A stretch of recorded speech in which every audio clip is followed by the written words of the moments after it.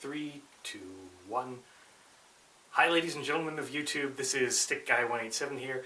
I thought I'd come on this side of the camera so I could give you my follow-up review of this knife, the Joe, sorry for saying John, it's Joe Pardue Utilitac II by Ontario Knives.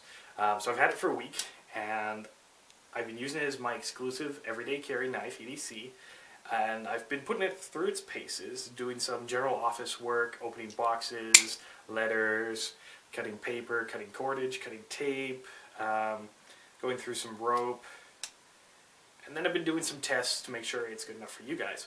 I'll let you know about the tests in a little bit, but suffice it to say, there's stuff you probably shouldn't do with a folder.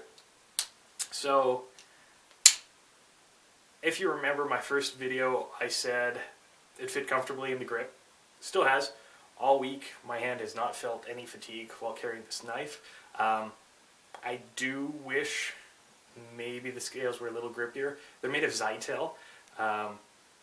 Maybe nylon would be slightly grippier, or maybe a rubberized, or something like the Schrade where it's got almost a sandpaper-like feel. Or there's another option. There's a different handle design. It's like a coffin-style handle with way more aggressive cross-hatching and way more aggressive scales on it.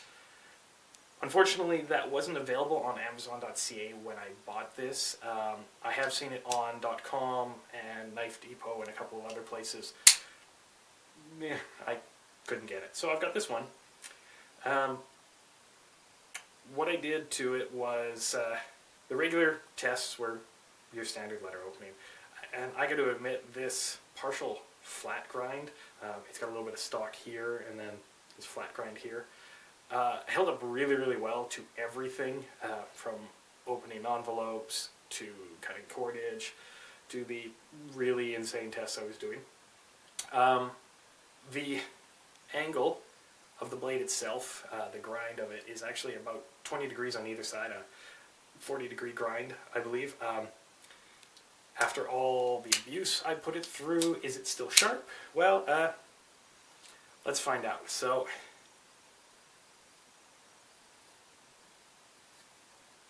well, shaves a section of my arm off. Yeah, I actually did that pretty well. Is it sharp enough to cut paper? Well, I think so. Like butter. The tip itself, really sharp. The transition, I'm going to try and be careful with this one. Transition slices right through everything. This knife is actually so sharp that on the third day I was carrying it, I honestly don't know if you can see that, but the third day I was carrying it, I wasn't paying attention. This liner lock's really stiff when you first get it, and wasn't paying attention while I was closing the knife up, and I took the tip of my thumb clean off. Just the skin, no bleeding, none of that stuff. You know, changed my fingerprint for a day or two. So it's something to be aware of. This is very sharp.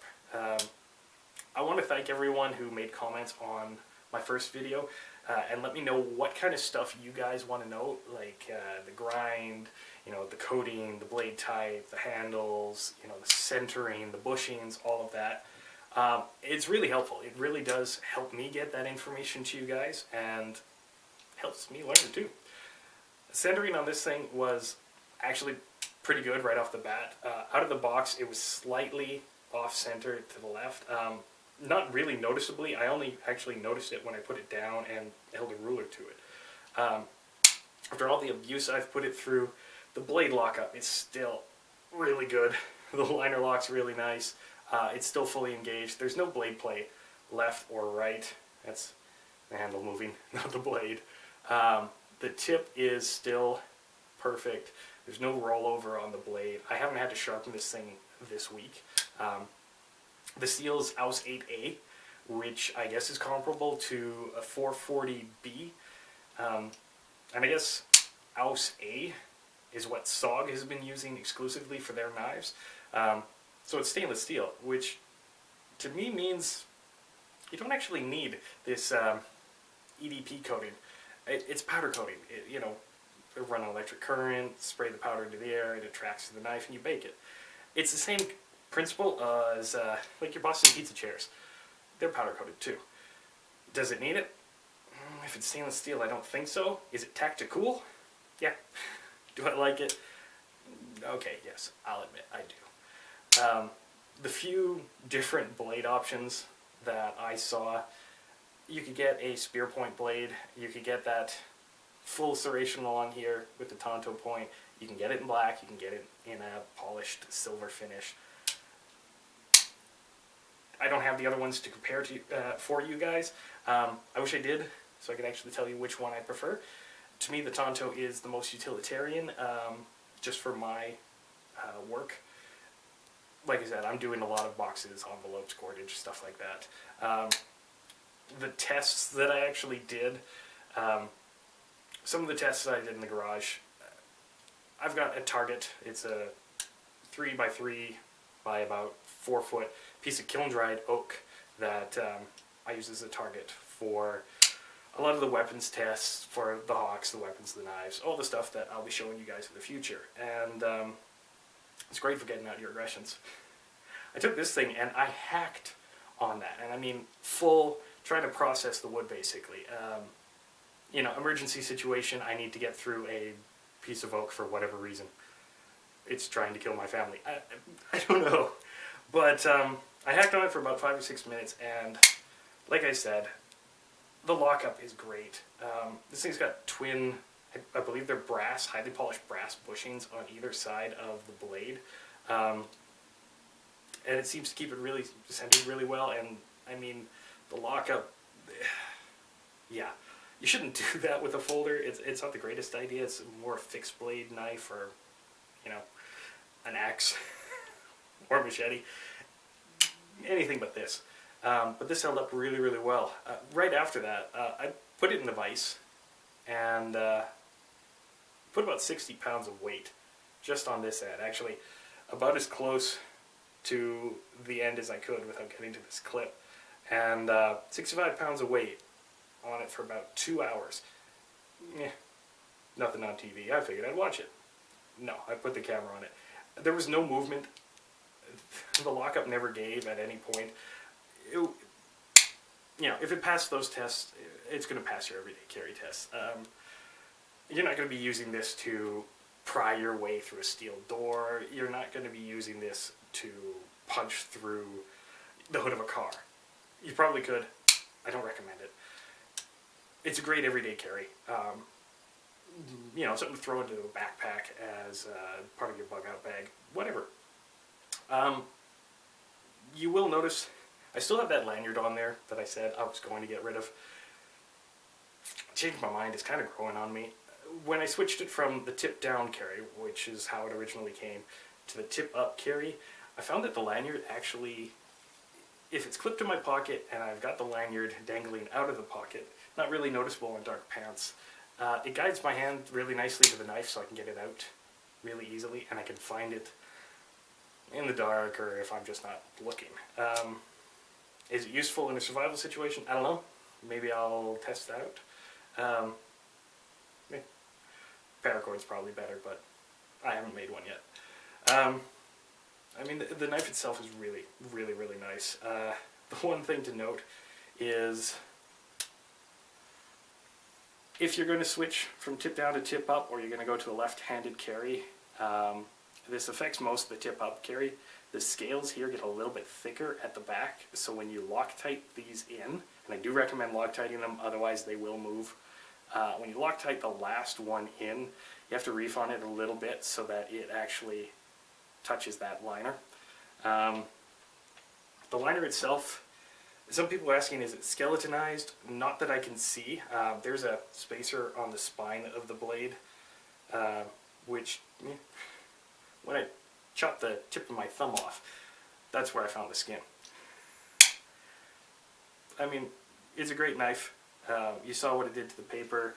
So this is the Amazon box that it came in. 2-finger, palm load. Probably not the smartest thing to do towards myself, but I've got limited room here. very little force and it's going in.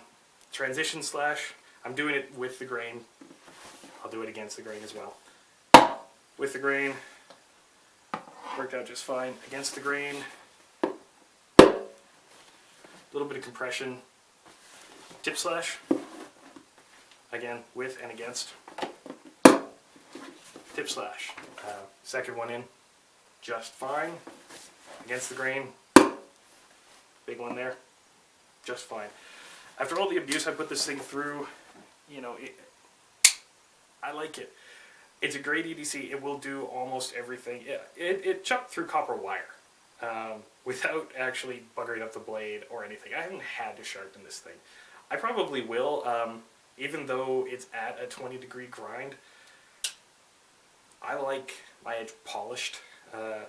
My normal everyday carry is a Schrade Extreme with a titanium nitride coating, assisted open line or safety lock on the spine.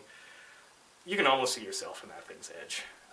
So I will be sharpening this up a little bit more, but it doesn't need it. Out of the box, this thing's really bloody sharp. Even after a week of use, you saw how it went through the paper, you know, the bald spot on my arm, you saw the cardboard. It's a great knife. Do I think you should get one? Yeah. If you want one that you can carry all the time, that you don't have to worry about, you know, it's not going to rust. It is stainless steel. It holds an edge really well. I mean, after all the crap I put this thing through, it's a good knife. For $31, yeah, it is a great knife. Are you going to be using it for tactical situations? Well, maybe.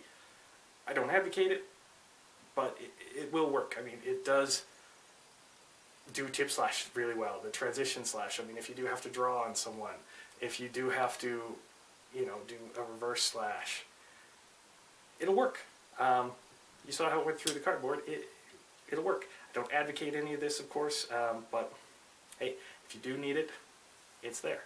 So, the Joe Pardue Utilitac II by Ontario Knives, I say get one.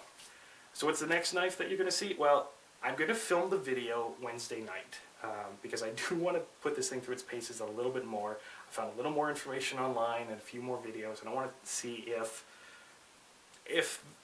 I need to put this thing through any more abuse than it's actually already been in. But it is the Zog Spirit Spear. I know there's a lot of videos on it out there, and I know the reviews are mixed. People love it, people hate it, people think it's the greatest thing since sliced bread.